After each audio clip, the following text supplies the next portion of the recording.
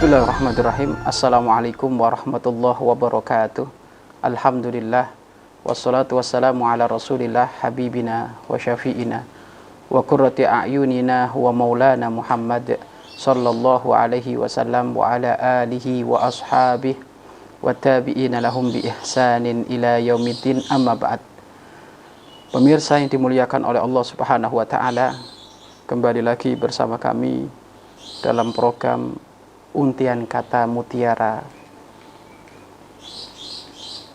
pelipur lara, penyejuk jiwa. Pada kali ini kami teringat satu catatan yang pernah kami tulis. Tip agar sampai kepada Allah Subhanahu wa taala. Kiat-kiat apa agar supaya kita sampai kepada Allah? Tentu kalimat sampai kepada Allah ini adalah kalimat yang didamba oleh siapapun. Siapa yang tidak rindu segera sampai kepada Allah? Makna sampai kepada Allah adalah menjadi kekasihnya, menjadi orang-orang pilihan yang dekat dengannya, yakni dengan Allah Subhanahu wa taala. Kira-kira apa tips agar supaya segera sampai kepada Allah? Seseorang apabila ingin sampai kepada Allah, hendaknya membersihkan hatinya. Sebanyak apapun sholat yang dilakukan seorang hamba, jika hatinya kotor, maka tidak ada nilainya. Dan hati kotor itu ada sebabnya. Di antara sebab hati kotor adalah tidak pernah menjaga mata, tidak pernah menjaga telinga, tidak pernah menjaga mulut. Tidak ada mata melihat yang haram kecuali membekas di dalam hati. Tidak ada telinga mendengar yang haram kecuali membekas di dalam hati. Dan tidak ada mulut berbicara yang haram kecuali membekas juga di dalam hati. Pemirsa yang dirahmati oleh Allah Subhanahu wa taala, agar supaya sampai kepada Allah, kuncinya adalah selain kita banyak ibadah kepada Allah, maka jangan lupa mulailah dari kita untuk pelan-pelan membersihkan hati kita. Hati yang tidak ternodai, atau jika hati ini ternodai, segera dibersihkan dengan cara kembali kepada Allah, taubat kepada Allah Subhanahu wa taala. Dan pintu hati yang menyebabkan kotor itu diantaranya mata, telinga, dan mulut. Maka kapan orang menjaga matanya dari hal yang haram, maka dia mudah untuk terjaga hatinya. Barang siapa yang bisa menjaga telinganya dari mendengar yang haram, maka hatinya akan selamat.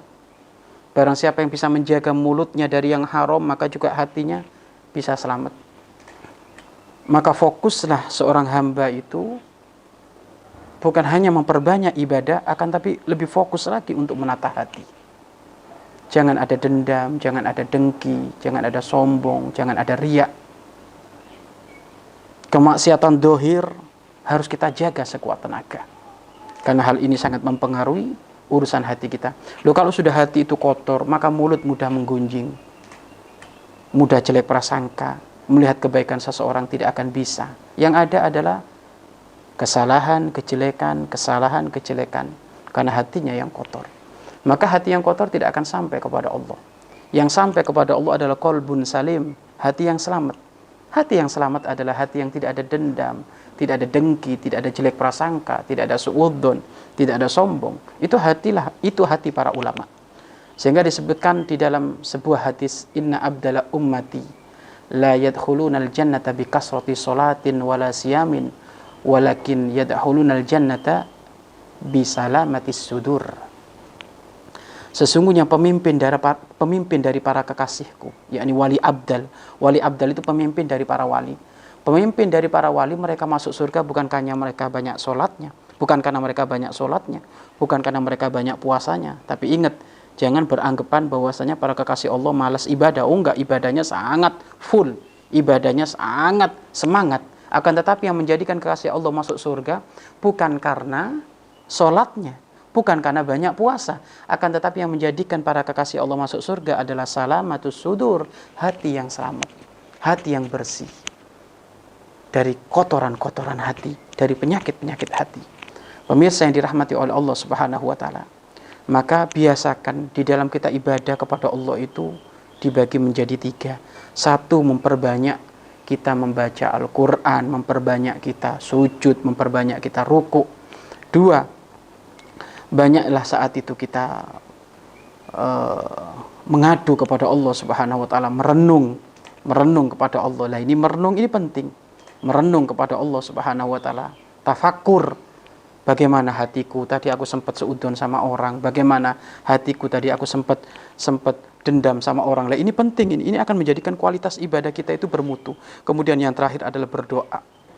Berdoa, mengadu kepada Allah. Tentu hati kita kotor, maka ngadu kepada Allah sambil menangis, maka itu adalah kualitas ibadah kita akan berada pada puncaknya, sehingga kita akan mudah sampai kepada Allah Subhanahu wa taala. Jadi yang menjadikan sebab orang terhalang untuk sampai kepada Allah adalah hati yang kotor. Maka mulai sekarang ayo kita mawas diri, kita bersihkan hati kita, kita bersihkan hati kita, kita bersihkan hati kita. Tentu memang orang yang di sekitar kita ini mereka bukan malaikat, mereka manusia, tentu punya salah. Maka sebaik-baiknya orang di saat menemukan kesalahan orang, maka hendaknya berlapang dada. Tidak perlu berlama-lama kita egois untuk memaksakan diri, tidak mau minta, tidak mau memberikan maaf sampai 7 keturunan. Maka ini hati kotor. Pendendam tidak layak masuk surga. Sombong tidak layak masuk surga. Pendengki tidak layak masuk surga. Orang yang jelek prasangka pun tidak layak masuk surga.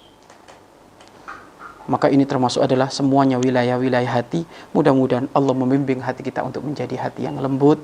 Hati yang lembut adalah senantiasa baik prasangka kepada siapapun, tidak pernah dendam, tidak pernah dengki.